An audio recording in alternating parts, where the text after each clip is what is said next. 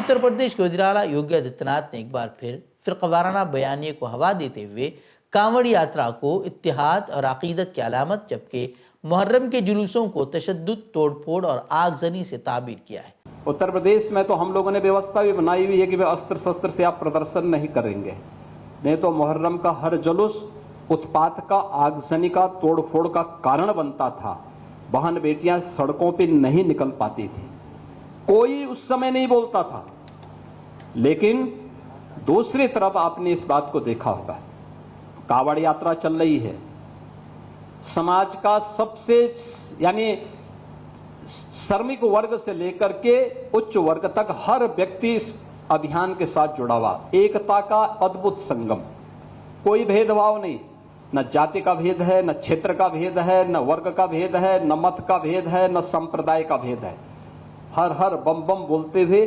जाते हैं, 300-400 किलोमीटर पैदल जाते हैं, फिर वहां से जल लेकर के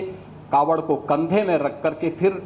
उसी प्रकार से उसी भक्ति भाव के साथ चलते हैं। उनका यह बयान एक ऐसे वक्त में सामने आया है जब खुद कावड़ियों की जानिब से तोड़फोड़, स्कूल बसों पर हमले और हंगामाराई की कई वीडियो जो है वो सामने आ चुकी हैं, और ये एक नहीं, इस साल का नहीं बल्कि सालों से उनका यही हाल रहा है, लेकिन उसे उन्होंने इत्तिहाद की अलामत करार दिया। योगी का ये एक तरफा नज़रिया न सिर्फ अक़लियतों को बदनाम करने की कोशिश है, बल्कि अवाम को हिंदू मुस्लिम बुनियाद पर तकसीम करने का एक ख़तरनाक हथकंडा भी है। योगी ने न सिर्फ मुहर्रम के जुलूसों के ताल्लुक से बयानबाजी की, बल्कि हलाक शुदगान के लवाहिकीन को इंसाफ दिलाने के बजाय उन्हें लातों के भूत कहकर रियासती तशद्दुद को जायज़ ठहराया। जबरदस्ती उन्होंने बड़ा ताजिया उठाया